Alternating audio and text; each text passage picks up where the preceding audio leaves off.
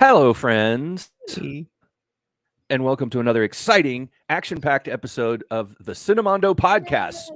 Woohoo! Today's special guest is Nic Cage, who we actually don't have in the studio with us. The But closest we're wouldn't that be getting to him cool being a guest is a trailer. Oh, I would love Yeah. if Nic Cage walked in. if the That'd be little awesome. windows slid over and there was a third window, and this time it wasn't Mark Aznavourian, it was Nic Cage. It would scare me a little bit too. Mark is busy today, unfortunately. I think So Mark this would like to movie's- be here for this because he likes I think he Nic would. Cage. I think this movie is interesting. It stars two Nicholases. Both the Yeah. leads are Nicholas. Very interesting. Nick and Nick.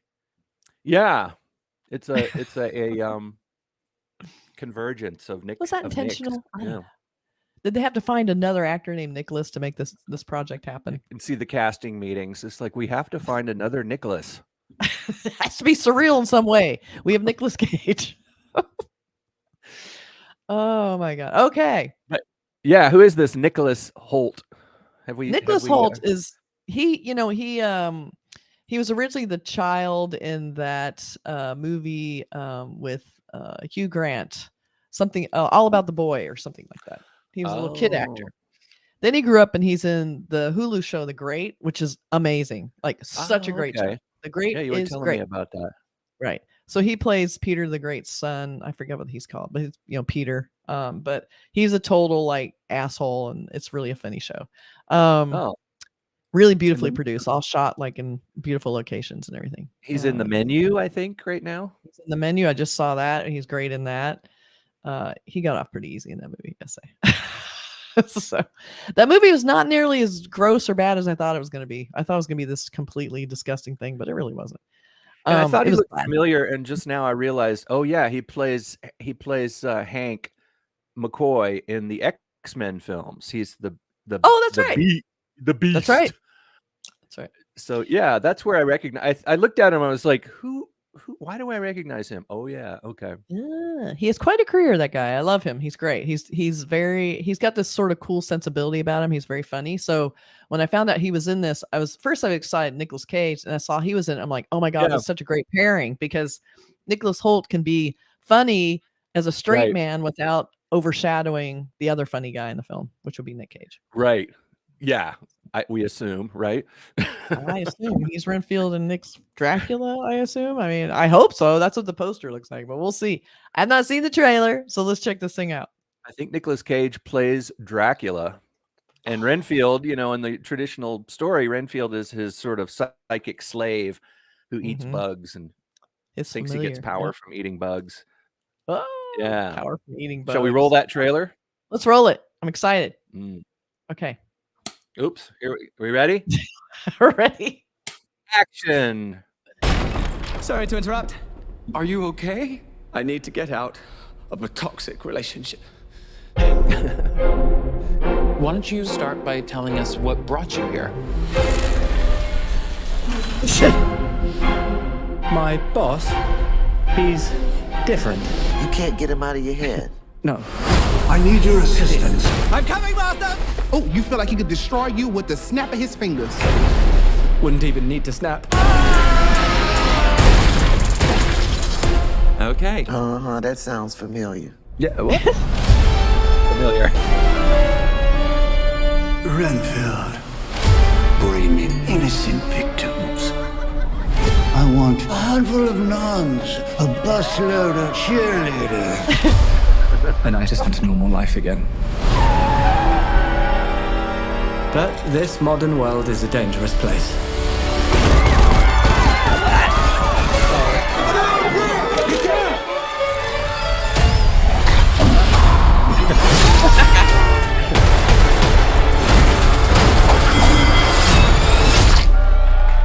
Thank you. You saved my life. Did I watch you cut a guy with a decorative serving platter? It's all in the wrist. Let me explain. My boss gave me this power. In return, I tend to his needs, including care, feeding. You bring in people to eat? You're like the guy that gets the villain's Postmates. But if you were to stop focusing on his needs, what would happen? He won't grow to full power. Exactly. He won't grow to full power. What? That's so weird. Why would you phrase it like that? But yes. Hi. Are you here for the meeting? Well, come on. No! Some call me the Dark One, others the Lord of Death. To most, I am Dracula. Okay, obviously we're dealing with a little bit more than just narcissism here. Now, let's eat. I love the concept of making the Renfield relationship a toxic relationship. Yeah, which when the original book was written, Dracula by Bram Stoker and all that, such things existed. And I bet he was. You look at things like Dracula and you try to read into it, and it's like, yeah, there were things like that. There were those kind of master slave relationships back in those days, and I feel like Bram Stoker was kind of commenting on that idea of somebody just being obsessed with someone. Because Dracula is obsessed with someone, and he causes them damage. It is a toxic relationship. It is. That's what's so funny. Yeah. I feel like the trailer almost showed too much. I feel like we saw the entire arc of the film, which is he goes to the self-help group. Right. He's trying to get out of the relationship. He saves them from some sort of a heist or something. Yeah, and I love Awkwafina too, by the way. And then she's really good. Yeah, so good. And then he shows up, and so then we have the group finally meeting the toxic relationship, which we need to see it. I'm hoping more happens after that. I mean, I also love the idea of it being kind of a capsule movie where it's all like in one room. But I wonder where it's going to go from there, because it made it look like almost, besides like some apartment, like some stuff where I can't tell if he's telling a story or if we see that later or before the meeting. But it did really, really. I love Nicholas Hoult. He's so good. Yeah, it looks like it's going to be interesting in this, like a tragic sort of put upon type of character who just can't get out of this bad relationship, and and it's there's a lot of subtext to the Dracula story. I mean, when it was originally written, I'm sure, but also now when you think about the way things are with people and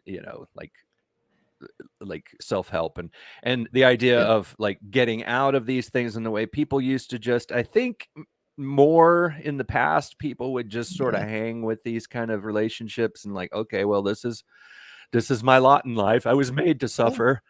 But now I think there's been a lot of empowerment, and the idea of the groups of people getting together saying, you know what, we need to get out of this. And that idea of fighting your way out of this bad relationship. I think that's what maybe this movie's about. It sounds underneath the comedy and stuff, but it looks like a lot of empowerment and or because you're not just submitting yourself to the bad person.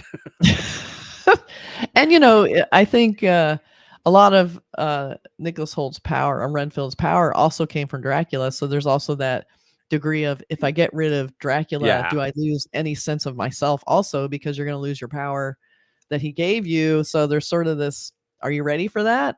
Do you want it? Or does he think he can then continue as he is this powerful person without Dracula, which won't happen? And if he leaves, it's all those questions, like if he leaves him, is he going to come after him? And like what? And the fear, it's like, it would be so much easier if I just stayed, and deal with it and just make myself stronger and I don't know if I'm reading too much into it, but I think that's what was probably part of the pitch for this. I don't know. Which apparently was pitched by Robert Kirkman, who did Walking Dead, which I think is interesting that he would originally pitch this. I don't know if he is involved in the final product, but this was directed by Chris McKay, who did the Batman Legos movie. So he's definitely knows his way around comedy. You can tell this is very stylized film. You saw the crazy gel lighting is everywhere. And, it's not realistic. It's all like super stylized. And in fact, as we look at the poster here, let me pull up the poster. Poster is also based on this kind of over the top gel lighting. This looks like, it looks like pulls from the the film, probably unit shots, because they're not super high quality shots. They're a little soft, and they had to hand paint all of the gel lighting on them. It looks hand painted, but you can tell like Nicholas Hoult looks super retouched. Like his neck doesn't even look like his neck. But you know, they got some great detail on Nic Cage's hands, which probably aren't his, probably from something else, I bet.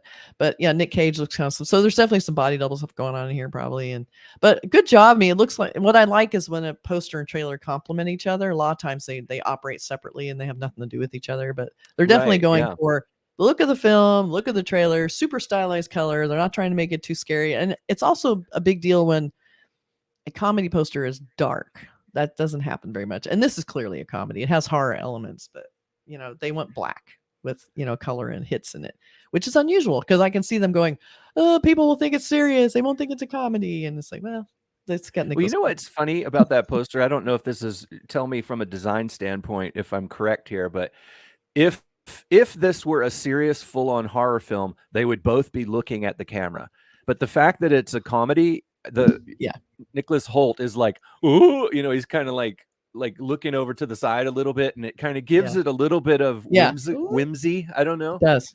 Yeah, it definitely does. And also it's based on that Devil's Advocate, which a lot of designers still use as reference, because it's such a great classic pose of the boss standing behind the employee who's sitting with their hands on their shoulders, like controlling. This is a good take on this one because it is Dracula, and I do love the copy line too. It sucks to be him. That's a really funny copy line. The other thing that bugs me, and it's not really their fault, is that I don't like the logo being in a different perspective. Like it's going back in perspective, like down, which is kind of odd. And then the poster's straight, and then the logo's confusing to me, and it's also kind of a out of nowhere color, which is odd. But I get the fangs are coming out and stuff. But yeah, kind of strange. I was going to comment on that being sort of retro, kind of, you know, making the fangs out of the letters. That seems kind of like that. old school to me. I don't know. Yeah, I like which that is, part which of is the logo. cool. I just The don't only like thing missing from it is the blood drips. But the only thing missing from that logo is the blood drips on the points. Yeah, that's what they would have done if this movie was made in 1988 or whatever. Yeah, and it would have had like a drop shadow, maybe some more like structure, like it would have been blocky with a little more depth. And it would have been white with the red blood on it. Yeah, but I think white would have been better.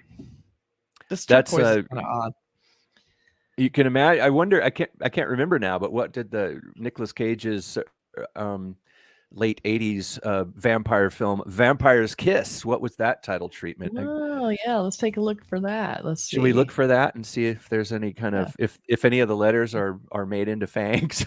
Yeah, let's see. I'd like to compare the poster and see if we can find anything. Let's see if I can find a good poster. I love the these are a lot of trashy posters. I like the shot of him, like, because he had to wear fake fangs where they're kind of coming out of his mouth and look really bad. in Renfield or in no, in Vampire's Kiss. Yeah, because those were like plastic fake Dracula fangs. Yeah, so these are really old posters, so they they're not super great quality, and they look kind of video boxy, which they probably were. So we have this one. Look at that title treatment. That is so of its time. Yeah, it sure is. It's got the big V in it, so it looks like a tooth kind of. But yeah, the only other one's this really bad, like folded poster of him with a Band-Aid on his neck, which is kind of funny. Like, I feel like if you're doing a poster now, you would have just Nic Cage with this would be perfect. Just a Band-Aid, the sunglasses, maybe a moon in, or something weird like that. It's a nighttime scene. Wow, but yeah, look at the Twin way Towers these people back there. Yeah. Oh yeah, look at that. So sad. These people kind and of the arbitrarily ubiquitous stuck in here. Yeah. The kind of it looks like maybe blue velvety kind of inset at the top. And the ubiquitous Ray-Bans that everybody wore in the 80s. And still wear. Yeah. But wasn't that the thing in movie posters, was like everybody had to wear Ray-Bans, even animals. Like if there was ever a dog in a movie, he's wearing Ray-Bans. Ray-Bans. It's ever since that Tom Cruise movie. What was it called? Risky Business. Ever since that, those sunglasses have never gone out of style. Yeah. Or maybe they've just never gone out of style. I mean, they're just classic. So there it is. our review of Renfield, which I think looks really fun. And It looks like fun. Really, yeah. I love that Nicolas Cage is having this comeback because he's being really savvy about not taking himself too seriously, going for the camp, and just like having fun with his personality and his appeal. I think that's really smart of him. He's being Nicolas Cage. It's like he's just running with what he is. And that's a proud tradition. I mean, think about people who have done that, who just basically play themselves in every movie. I mean, a classic example is kind of similar to Nicolas Cage's vibe is Jack Nicholson, you know? Yeah. It's like Jack Nicholson became just, he wasn't the character in the movie. He was just Jack Nicholson. Yeah, and that's what you wanted. You want that. Like, give me Nic Cage. That's what I want. Yeah. And I want the Nic Cage moment. But I mean, I've been really enjoying a lot of his films recently. So I'm very excited to see this new one. Yeah. It looks like fun. It does. All right, then. All right. Let us know what you guys think. Yeah, and Happy New Year to everybody. And Happy New Year. This is our new outro. It's exactly the same as the previous one, only it says copyright 2023. That's right. Okay, let's do it. So thanks for joining us. Bye.